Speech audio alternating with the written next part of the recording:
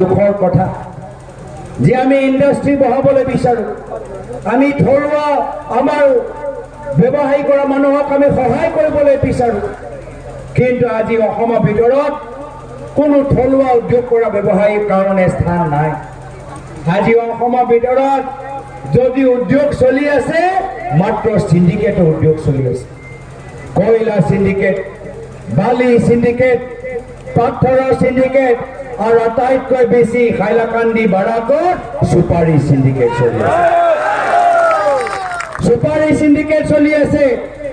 এটা ট্ৰাকৰ পৰা ক'ৰবাত 5 লাখ টকা লৈছে, ক'ৰবাত 10 লাখ টকা লৈছে, ক'ৰবাত 15 লাখ টকা লৈছে, কিন্তু কোনো তদন্ত হোৱা নাই, কোনো CID কেছ নাই, কোনো CBI কেছ নাই, কোনো ইনকাম টেক্স কেছ নাই। কিয় এই গোটেইবোৰ পইচা দিছপুৰ এটা বিশেষ মন্ত্ৰীৰ ওচৰত গৈ আছে।